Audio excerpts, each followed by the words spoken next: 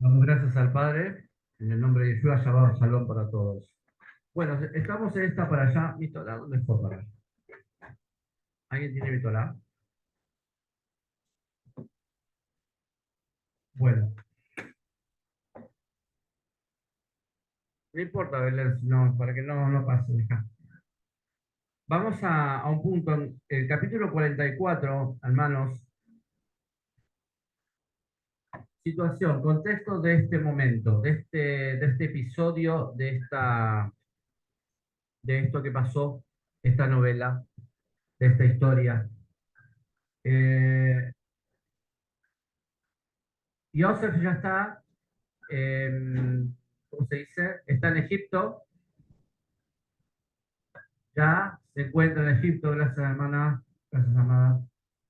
Se encuentra en Egipto ya como mano derecha de Faraón. Ya vimos la historia en la porción bíblica pasada, se lo ganó descifrando los dos sueños de Faraón, porque ningún hechicero, ningún vidente, ninguno de las cortes de Faraón pudo hacerlo. Entonces se acercó, alguien se acordó que estaba preso con él en un pozo, y ese alguien le dijo, a mí me dio, ¿cómo se dice? Me interpretó un sueño, porque Faraón estaba muy preocupado, y bueno, a partir de eso lo mandan a traer, se presenta, recuerden que lo bañan, lo afeitan, que eso simboliza una nueva postura, es muy parecido, es un paralelismo de cuando nosotros entramos, dejamos de ser quienes somos para ser parte de la familia del Eterno, un hijo de Dios, por lo cual tenemos vestiduras espirituales nuevas.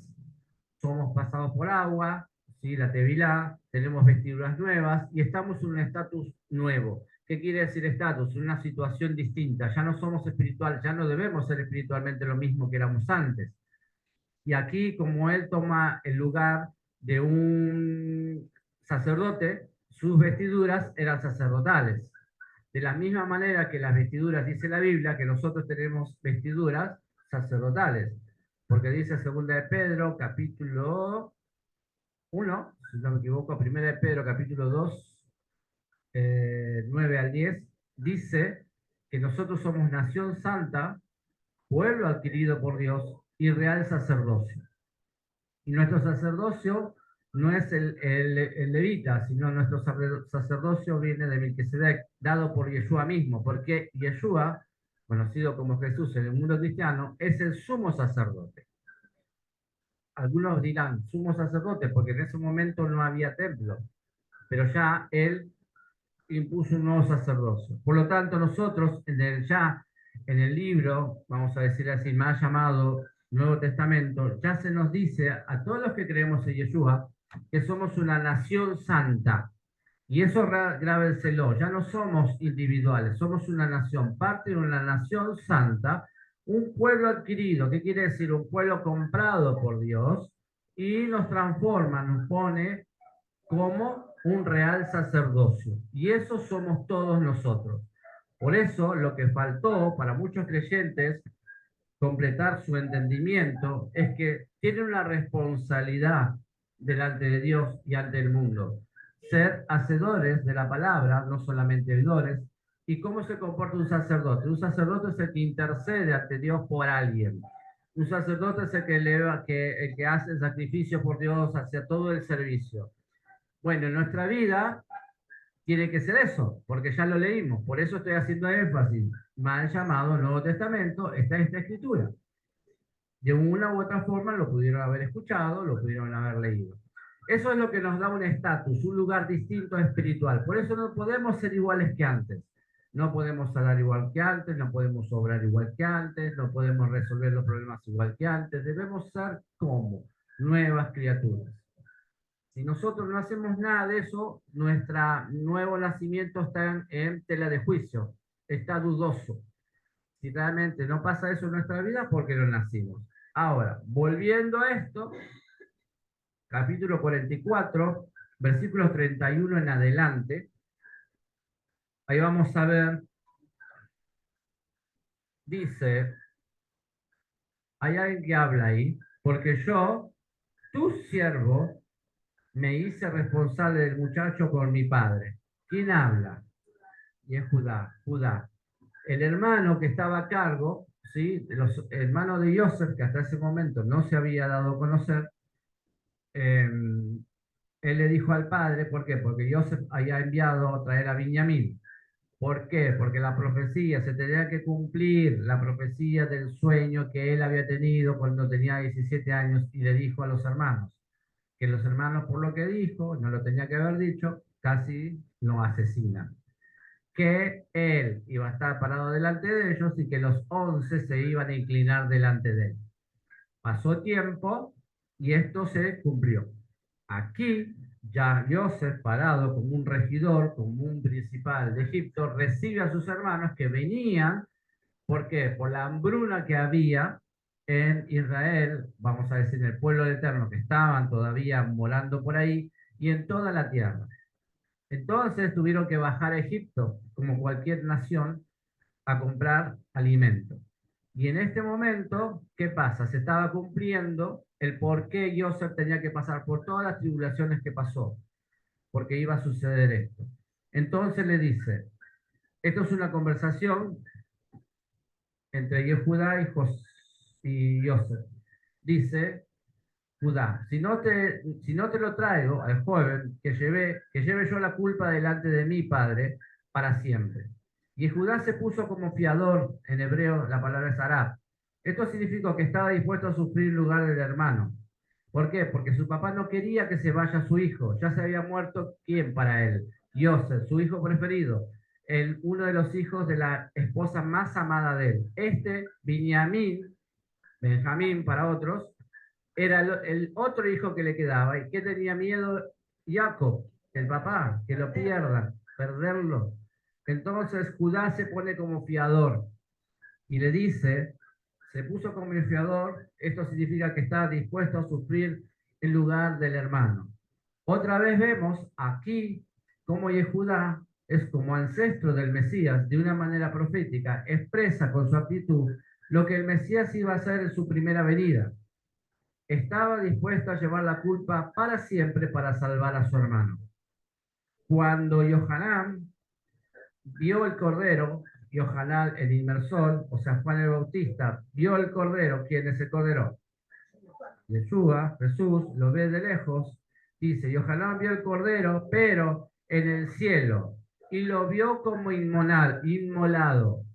Recuerde que Yohanan fue llevado en el espíritu para mostrarle lo que iba a suceder en el futuro. Esto es todo el libro de Apocalipsis, ¿sí? Todo el libro de Apocalipsis es lo que va a suceder, lo escatológico. Y ahí se tienen que encontrar ustedes. Adentro de ese libro, nosotros tenemos que identificarnos como la Israel, como el pueblo de Dios. Pero acá dice que a Juan lo llevó y le mostró a quién, al Cordero inmolado. Eso está en Apocalipsis 5:6. Sin embargo, la novia del Mesías estará sin mancha, ni arruga, ni cosa semejante, dice Efesios 5:27. El Mesías se ha hecho responsable de los hombres y él todavía lleva en su cuerpo las marcas de las consecuencias del pecado de la humanidad. ¿Alguien puede leer Juan, el libro de Yohanan 20, del 25 al 28?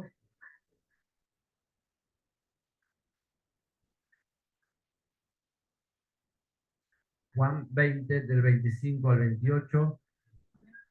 ¿Qué dice, por favor?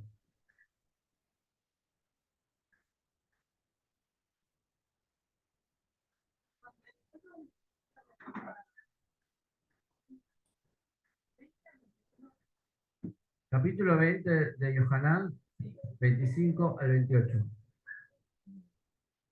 Cuando los otros discípulos le contaron, hemos visto al Señor, él contestó, si no veo la señal de los clavos en sus manos y pongo mi dedo así, y mi mano en su costado, no creeré.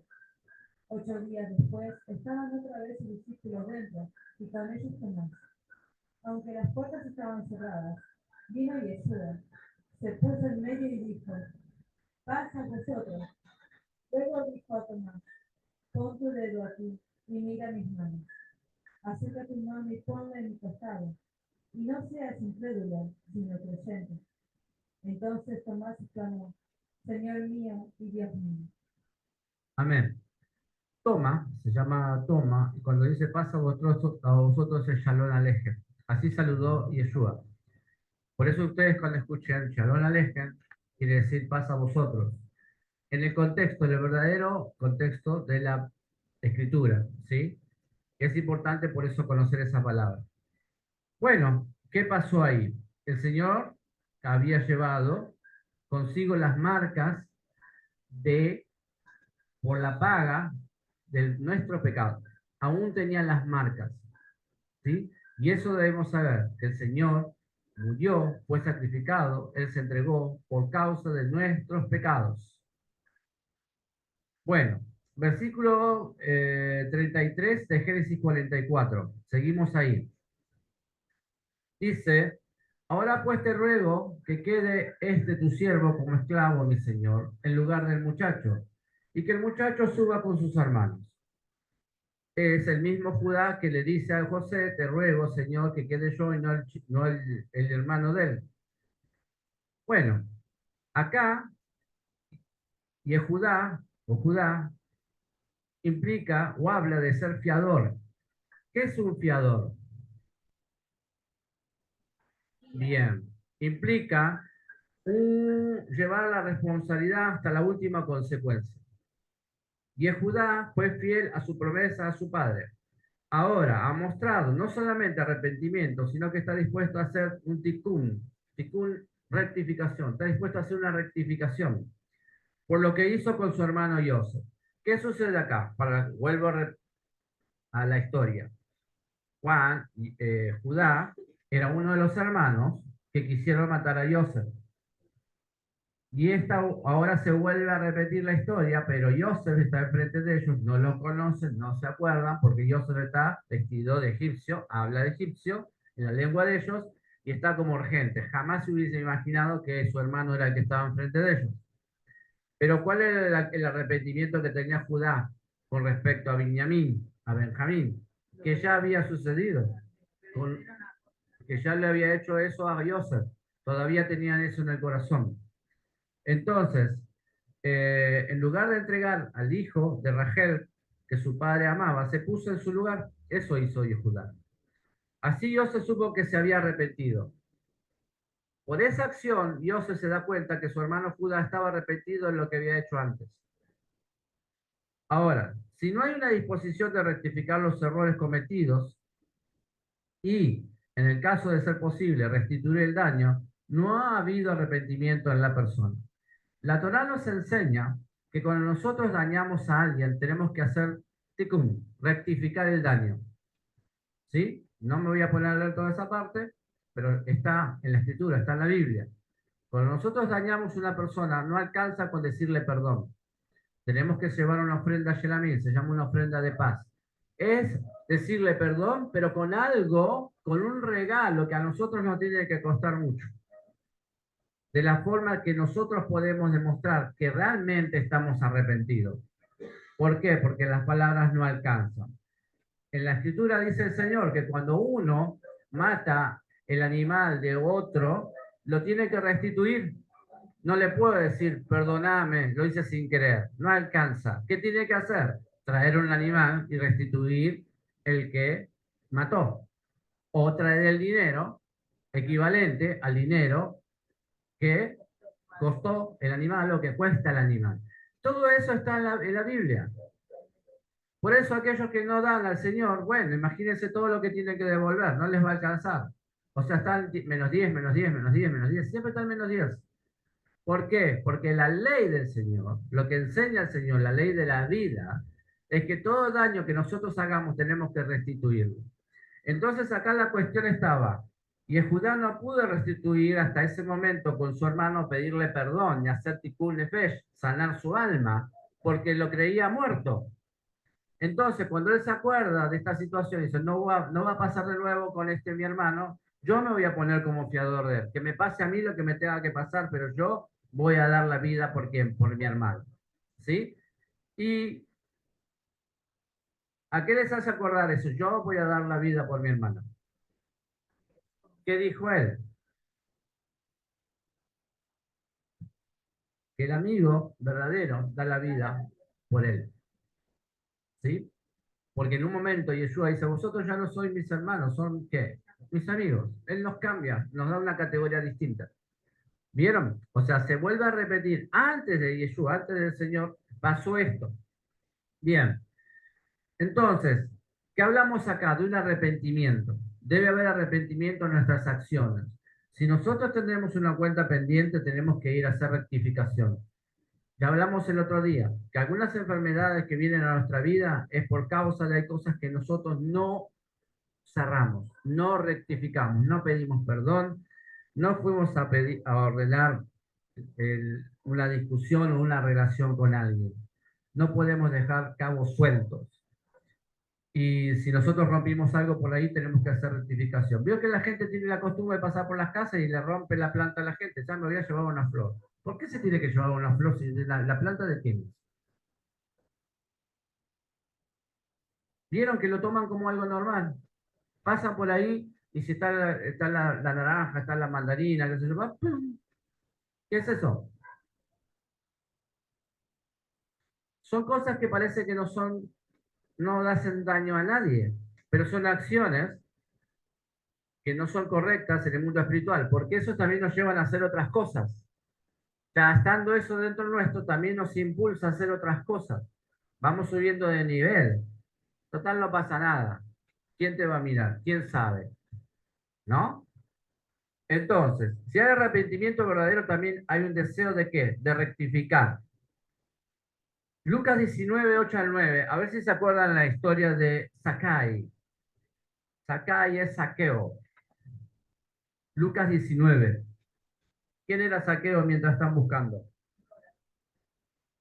Muy bien, Saqueo era un cobrador de impuestos. Cobraba a su propio pueblo el impuesto. Era alguien odiado.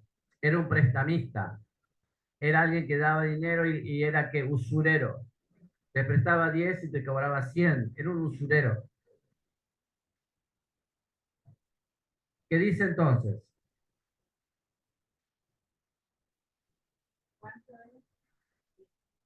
Capítulos 19, versículos 8 y 9. Por favor.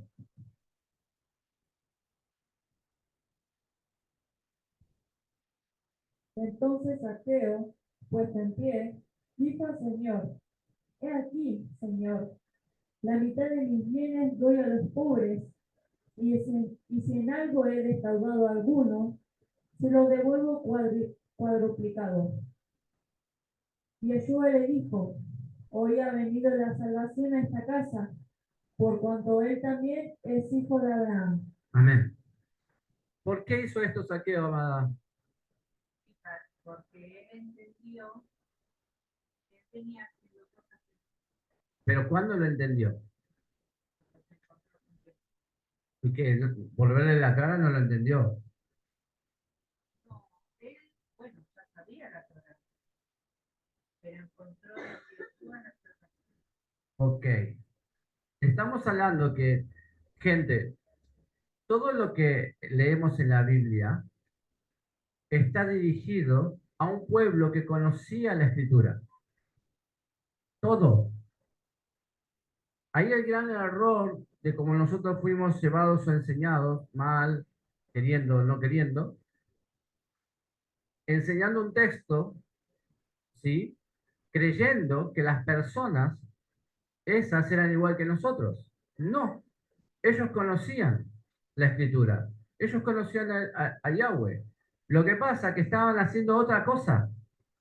Pero cuando vino Yeshua, que dijimos, Él es la luz, vino a restituir, vino a enseñar, y cuando lo escuchó, lo que dijo, Él se qué. Yeshua se arrepintió, se dio cuenta de que estaba haciendo algo malo. Por eso, el recaudador de impuestos, el usurero, el prestamista, que dice, puesto de pie, dijo al Señor, o sea, ¿a quién le se lo dijo? Al Señor. He aquí, Señor, la mitad de mis bienes daría a los pobres. y si en algo he defraudado a alguno, se lo restituiré por duplicado. Y Yeshua le dijo, hoy ha venido a salvar a esta casa, ya que él también es hijo de Abraham. ¿Qué demuestra que realmente es un hijo de Abraham? ¿Por qué? Por las acciones. Las acciones. ¿Vieron? No se tuvo que meter a ningún lado, no pasó por las aguas, nada. ¿Qué es lo que él sabía? Y se había olvidado y no estaba cumpliendo. Él estaba haciendo injusticia sobre el pueblo. Era injusticia social, cosa que abomina el Señor. Maltratar a las personas, vejar, violar, violentar, robar, cobrarle de más. Eso es contra el Señor. Si ustedes venden una mercadería, pregunta, ¿es la misma mercadería? ¿Tiene que valer lo mismo la mercadería fresca que la que si la vendo al día siguiente? No. ¿Y por qué algunos desgraciados la venden como si fuese fresca? ¿Qué están haciendo ahí? Injusticia social, degradación, transgresión. ¿Sí o no? Bueno, yo cuando era chico, frente al colegio del Socorro, no sé si todavía estará esa panadería, yo recuerden, vivía en la Villa 31, me tomó un colectivo y subí ahí. Y bueno, esa panadería abría antes y siempre iba a la panadería y compraba y a veces me daban las facturas del día anterior, ¿sí? A veces me cobraban, a veces me las regalaban. Pregunta, ¿es el mismo corazón de aquel que vende la mercadería haciendo pasar que es la misma del día? ¿Vieron cómo el corazón cambia? ¿Cómo la actitud cambia? Por eso esa persona seguramente siempre fue bendecida. Porque tiene un buen, vamos a decir, un buen corazón. No hace lo indebido. ¿Se entiende? Ahora, ¿por qué hablamos de esto? Por el arrepentimiento. El arrepentimiento tiene que venir cuando en nosotros viene y va a venir cuando escuchamos la palabra. Por eso es necesario la palabra. Cuando el Señor nos habla a través de su escritura, uy, eso hice yo, eso hago yo. ¿Qué tiene que venir? Teshuvá, arrepentimiento. Saltar y decir, Señor, de ahora en más le voy a regalar todo esto y voy a hacer. Se tiene que tratar de qué? De salvar qué cosa? Su alma. Y eso entendió Saqueo. Por eso no le importó nada el dinero. Yo le voy a dar todo cuadruplicado. ¿Por qué? ¿Qué no es lo que no quería él? Perderse. Perderse. Porque acuérdense que los ladrones, los avaros, no entran al reino de los cielos. Entonces se desesperó este hombre, dijo, yo le regalo todo, no me importa nada, perdón, perdón, si hice daño a alguno, si le debo a alguno, se lo voy a devolver por cuadruplicado. Inmediatamente reaccionó, ¿se entiende?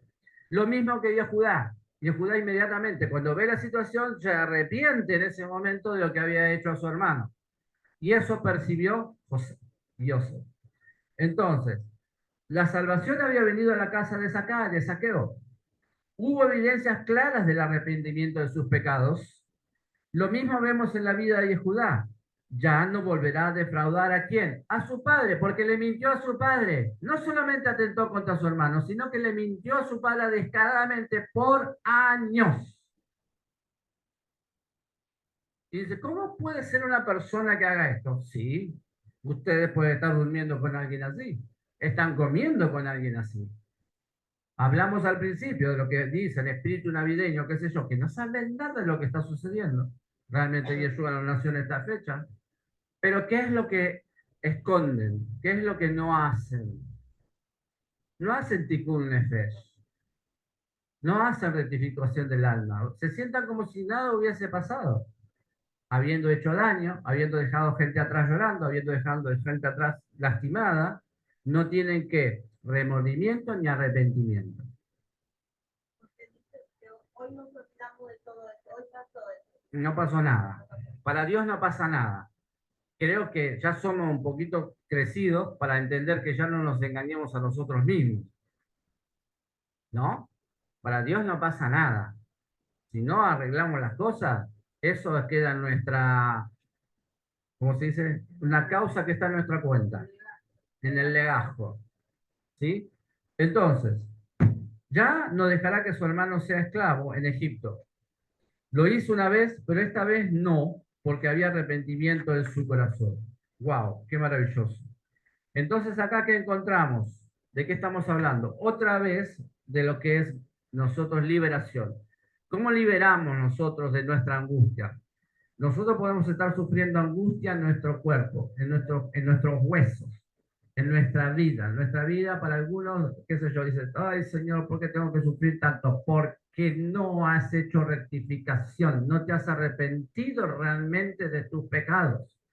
Todavía te pesan sobre tus huesos, todavía por eso te adolece, por eso estás enfermo, por eso estás triste, por eso te pasa lo que te pasa.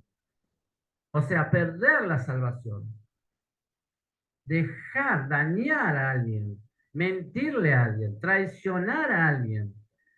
Es como si lo estuviesen haciendo al Señor. Ya lo vimos y ya lo estudiamos esto. Entonces, miren qué maravilloso es la Escritura, porque ahora nos hace ver que eso no es nada, no pasa nada. No es, y bueno, perdóname. No, y bueno, perdóname, no, porque ese no es un verdadero arrepentimiento. Cuando uno por ahí se pelea o se discute, qué sé yo, con su esposo, su esposa, con alguien y dice, perdóname, perdóname, ¿me perdonás? ¿Qué es lo que está queriendo? El perdón. Pero no dice, me arrepiento, me arrepiento, me arrepiento, me arrepiento. ¿Vieron? ¿Sí o no? Parece un juego de palabras, pero en la acción no está su corazón el arrepentimiento. Quiere que lo perdone, ¿para qué? Ah, bueno, listo, me perdonaste, listo, un beso, ahora sigamos comiendo, vamos a ver la tele. Creyendo que esto pasó, no pasó, en el cielo está escrito y en el cielo todavía sos un, ¿qué? Un deudor, en el cielo sos un delincuente, sos un mentiroso, sos un embaucador, etcétera, etcétera, etcétera, etcétera. ¿Se entiende? ¿Por qué la palabra está para liberarnos? ¿Qué dije? Liberación. No necesito gritar ni poner la mano para liberar ahora sus vidas. La palabra nos está liberando a aquel que quiere ser libre, porque ahora están entendiendo, ¿no? Las pequeñas cosas que nosotros decimos pequeñas que no son tan pequeñas. Entonces, cuando Yehudá muestra arrepentimiento por haber venido a su hermano, el hermano se dará a conocer. Inmediatamente pasa algo. 45.1 del libro que estamos leyendo, Génesis,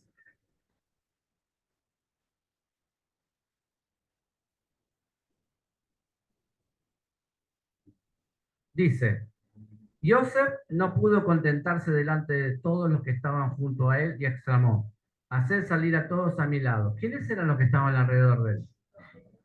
Los egipcios, toda la corte de él y la escolta de él. Entonces, la situación, el cuadro ese que ven en una TV imaginaria, ahora cerrando los ojos, es José delante de sus hermanos, compungido, tocado hasta los huesos. Entonces él hace salir a todos, mira, salir todos, dice.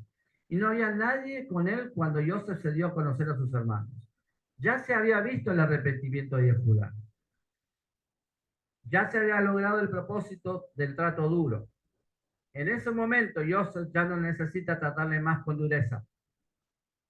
Ahora se da a conocer, pero no a los egipcios, sino a sus hermanos. ¿Entiendan?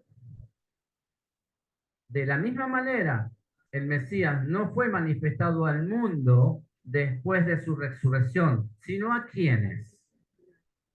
Amén. Sino a los que antes habían caminado con él, como está escrito en Hechos 10, 40, 41. Y Yeshua no se manifestó a todo el mundo, y esto lo tenemos que entender. También una mala enseñanza que Jesús vino por todos. No, a los que se manifestó primero fueron a sus discípulos, a los que caminaron con él.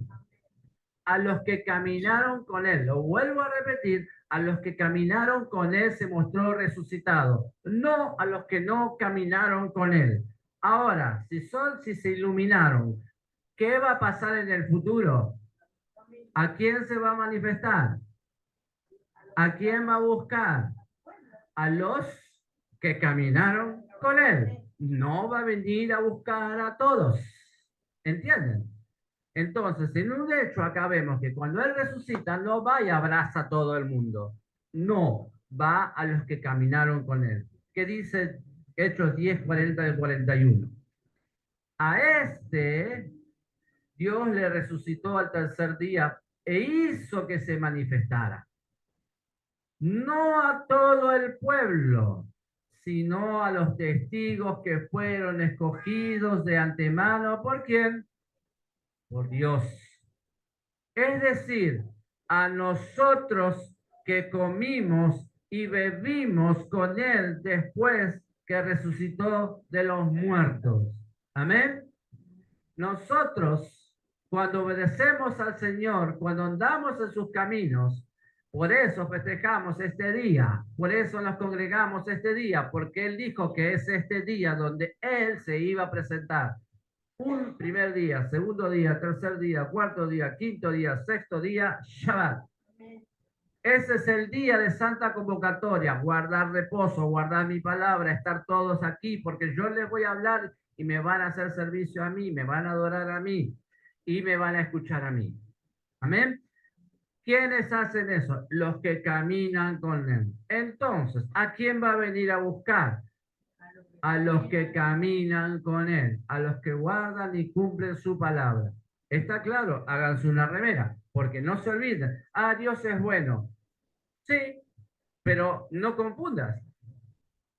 Miren todas las cosas que nosotros tenemos que limpiarnos. Caminar con Él significa estar unido a Él, enrugado a Dios. ¿Cuándo? Cuando yo creo, le obedezco. Cuando le obedezco, sigo sus caminos. El pastor, en la imagen, los que fueron alguna vez al campo, imagínense si vieron la película, no sé. El pastor va caminando. ¿Quién va detrás de él? ¿Todas las ovejas del campo? ¿Qué ovejas? Las que escuchan mi voz y me siguen. Esas somos nosotros, las ovejas que escuchamos su palabra y le seguimos. ¿Por qué es tan importante entender esto, hermanos? ¿Por qué? Porque estamos en un tiempo profético, que todo el mundo piensa que todo el mundo es salvo, que todo el mundo va a ser rescatado. No es así. No es así. Para desgracia y tristeza de muchos. Porque la Escritura nos está diciendo otra cosa. A los que caminan con Él, los que caminaron, los que comieron con Él. ¿Qué cosa? La Torá. Los que estudiaron con Él. ¿Qué cosa? La Escritura. Él sabe, va a saber, ya sabe de antemano, quiénes son los que están en el día señalado. Lo que cuenta es el día señalado, hoy. Mañana no cuenta, mañana es el cierre. Ok, mañana cierro, pero el domingo no es el día. Lunes no es el día, jueves no es el día, miércoles no es el día. ¿Podemos reunirnos? Sí. ¿Podemos orar? Sí. Pero ¿cuándo es el día de congregarnos según el Señor? En Shabbat. Y eso les cuesta tanto al mundo, que ¿por qué? Por la dureza de su corazón. Y entonces van y festejan una fiesta falsa, una fiesta pagana, que si leyeran los libros de historia, si investigaran un poquito los que saben manejar una computadora, van a ver que eso fue instituido por un pagano, por un romano, por un emperador romano pagano, en el año 325. Él dijo, bueno, decreto, que ahora vamos a festejar el cumpleaños del Dios de los cristianos, porque él no era. Él no era. ¿Qué hizo? Una estrategia política, como la política que nos atravesó. ¿Qué hizo? Vio que con eso podía cautivar gente. Entonces puso a su dios Invictus. Su dios era Invictus, el dios Sol. Y el domingo se adora al dios Sol, al dios Invictus. Y él dijo, de ahora en más, todos los domingos va a ser el día del Señor. No dijo Yahweh, día del Señor. ¿Quién era su Señor? Nadie pregunta nada. ¿Quién era? El Sol.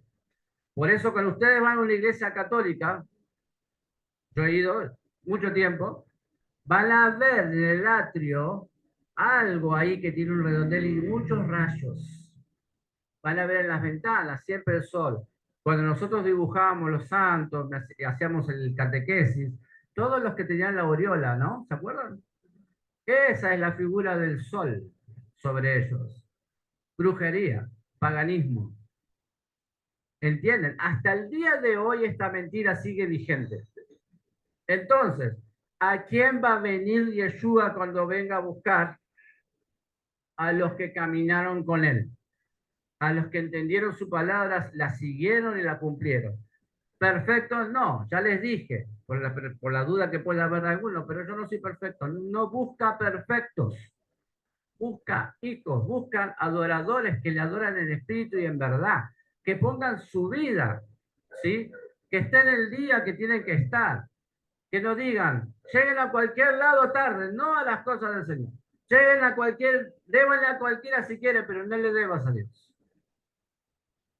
Todo eso es lo que el Señor nos enseña. Entonces, ¿por qué dijimos que tenemos atento a esto que estamos leyendo? Porque todo es profético. Estaba hablando de lo que el Señor iba a hacer. Porque aquí, en el tiempo de José, estaba hablando de lo que el Señor Yeshua iba a hacer en la cruz. Él se iba a dar como fiador por nosotros. ¿Sí? Por nosotros. Tanto para los que creyeron y caminaron con Él, como para los que no. ¿Por qué? Porque se abre la puerta para que todo el mundo entre a dónde? A la restauración. Y vuelva a la identidad de ser pueblo de Él, no pagano. No en mentira, sino en conocimiento de la verdad. Él abre la puerta, Él hizo por todos, pero no para que no van a entrar todos, no porque Él no quiera, sino porque no todos van a querer seguirlo. O se olvidan que cuando Él fue y estaba colgado, y supuestamente sabían que iba a pasar, ¿dónde estaban sus discípulos? ¿Dónde estaban todos aquellos por los que Él oró? ¿Dónde estaban todos aquellos que Él sanó? ¿Dónde estaban? ¿Fueron, se pelearon, hicieron piquete para que lo bajaran? ¿Que no lo castigaran, no le pegaron? ¿Hicieron algo? Nada. El verdadero amor se manifiesta de esa forma. Y Él nos enseña eso esta noche. El amor es aquel que da la vida por aquel que Él llama, ¿qué? Amigo, hermano. Para ponernos en claro, ¿quién viene a comer? No, viene un par de amigos. ¿Qué son los amigos tuyos? Amigos de la vida, pero no son. ¿Qué será un amigo? ¿Amén? ¿Estamos entendiendo algo, hermanos? Es muy importante esto, hermanos. Esto tiene que ver porque asegura qué cosa? Conocimiento de nuestra salvación, de la salvación de nuestra alma. No es como nos contaron, ¿sí? No, pero de última voy a entrar. No, de última no vas a entrar nada. ¿Por qué? Porque no tenés entendimiento. Si dice que al cielo no van a entrar ni que está en la lista a todos los que no van a entrar al reino de Dios, ¿no? Dicen los mentirosos, los fornicarios. O sea, pero los mentirosos tampoco. Mentir es un pecado, claro que es un pecado. Por eso Yeshua le dijo a alguien, vosotros sois hijos del diablo, que es mentiroso por naturaleza y asesino. Mentir para Yeshua, para nuestro Dios, es tremendo, es lastimar. Jacob, mentiroso y engañador. Bueno, la palabra habría traducido como conocer, ¿sí?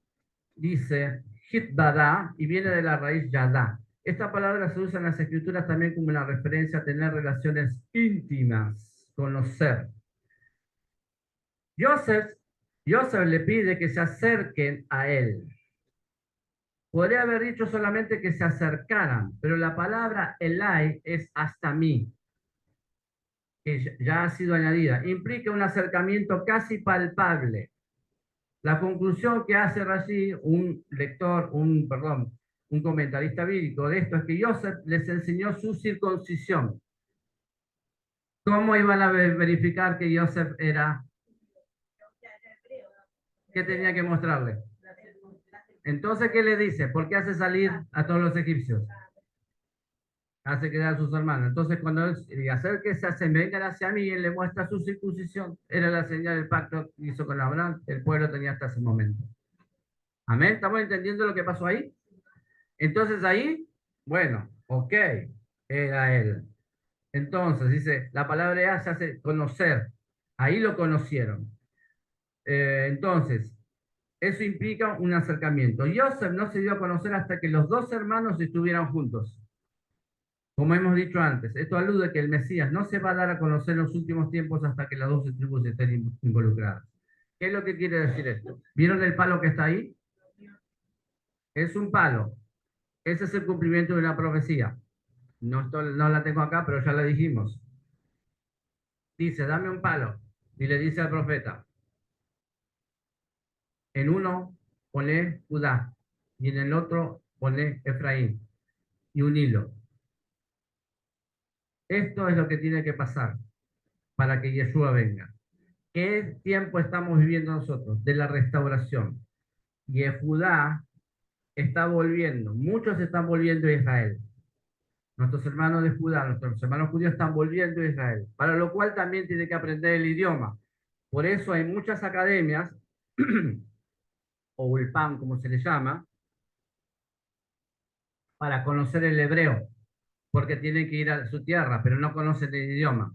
Pero no aprenden el hebreo, el paleohebreo, el hebreo antiguo, aprenden el hebreo moderno. Esa es una parte. ¿Y Judá dónde está volviendo? A Israel. La otra parte es Efraín. ¿Quiénes son? Nosotros, que no somos, y es Judá, no somos de la tribu de Judá. Somos pertenecientes a las otras tribus que fueron dispersadas por todo el mundo. Paraguayos, mexicanos, ingleses, coreanos, japoneses. Cada uno haciendo su magia, cada uno haciendo sus costumbres, festejando el día de Halloween, festejando el otro, no sé, el año nuevo chino, el otro haciendo tal cosa. Pero todos están dispersos, así como los echó. Cada uno cayó en una tierra y aprendió las costumbres de la tierra donde cayó. Ahora el Señor dijo que, llegado el tiempo, los iba a traer de nuevo. Ahí entra lo que está sucediendo hoy en día. Locos como nosotros, que el Señor eligió de antemano, y antes de nosotros hay otros más, antes, que empiezan a ¿qué? A entrar en la revelación. ¿Quién nos enseñó esto?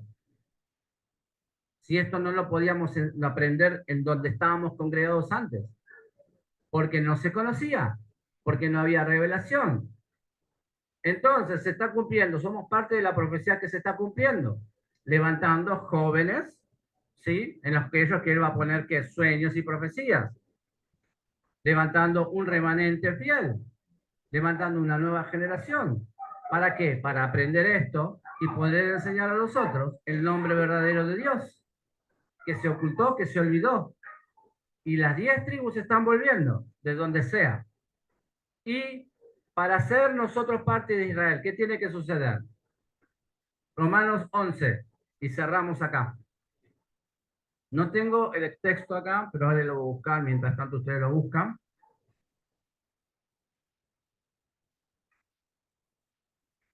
Romanos 11.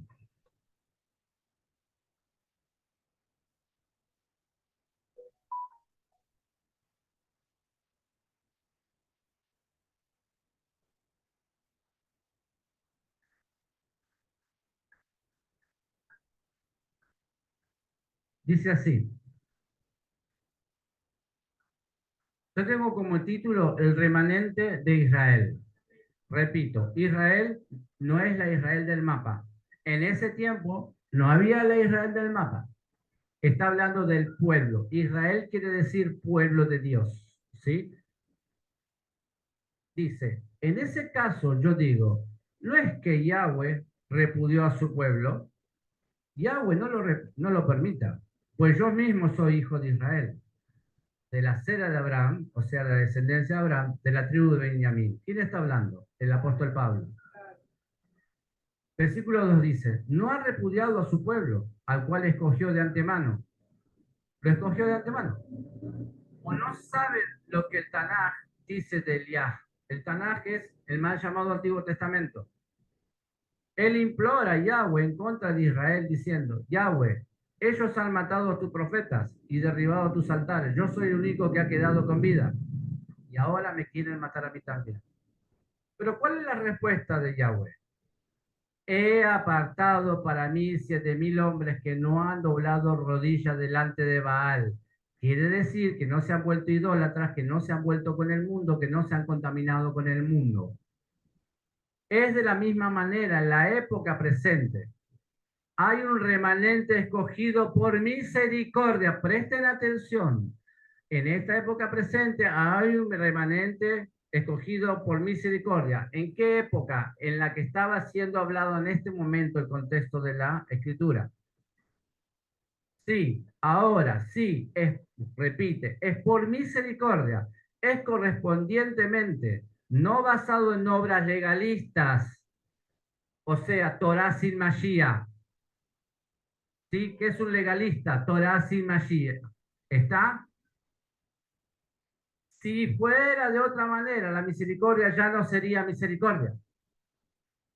Concluimos que Israel no ha obtenido la meta por la cual estaba esforzándose. Los escogidos la han obtenido, pero el resto se han hecho como piedra. ¿Qué quiere decir? Se han endurecido, se han apartado.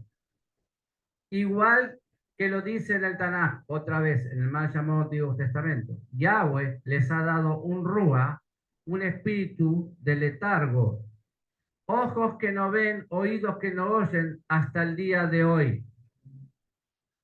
Y David dice, sus mesas de cenar se convertían para ellos en redes y trampas, tropezadero y en castigo. Sus ojos se nublen para que no puedan ver, con sus lomos encorvados constantemente. Ahora viene lo mejor de todo, amados. Versículo 11.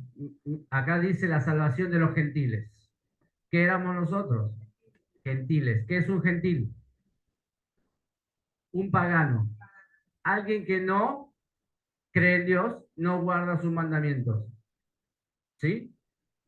Entonces dice, versículo 11, en ese caso yo digo, ¿no será que han tropezado con el resultado de alejarse permanentemente?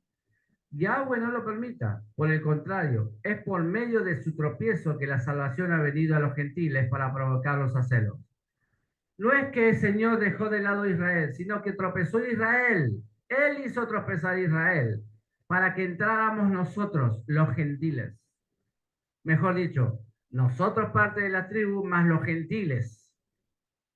Además dice, si su tropiezo está trayendo riquezas al mundo, esto es, si Israel, siendo puesto en una condición más desfavorable que los gentiles, les está trayendo riquezas a estos, cuando mucho mayores riquezas le traerá ya Israel cuando estén en su plenitud. De modo que aquellos de ustedes que son gentiles, yo les digo esto, por cuanto yo mismo, que soy emisario de los gentiles, hago saber la importancia de mi trabajo, con la esperanza de que de algún modo pueda provocar a algunos de mi propio pueblo a celos y salvar a algunos de ellos. O sea, ¿quiénes? A los de Israel. Porque si poniendo a Yeshua a un lado significa reconciliación con el mundo, ¿qué significaría el hecho de aceptarlo? Será vida entre los muertos. Ahora bien, si la Jalá ofrecida como primicia es Kadosh, así también lo es toda la masa. Si la raíz es Kadosh, así también todo el cuerpo. Pero si alguna de las ramas han sido desgajadas y tú siendo olivo silvestre, ¿a quién está hablando? A nosotros, a los gentiles. Fuiste injertado entre ellas y estás compartiendo de la raíz del árbol de olivo. Entonces no te jactes y te creas mejor que las primeras ramas, las ramas originales, o sea, los judíos. De tal modo que si tú te jactas, acuérdate que no eres tú el que soporta a la raíz, sino la raíz te está soportando a ti. Así que tú dirás, ramas fueron desgajadas para que yo pudiera ser injertado. ¿Quiénes son? Nosotros. Ramas fueron desgajadas, parte del pueblo, parte de los judíos fueron desgajadas para que nosotros podamos entrar. ¿Verdad? ¿Pero qué? Ellas fueron desgajadas por su falta de confianza. De modo que tú guardas tu lugar por tu confianza. Así que no seas arrogante, por el contrario, sé temeroso, dice el Señor.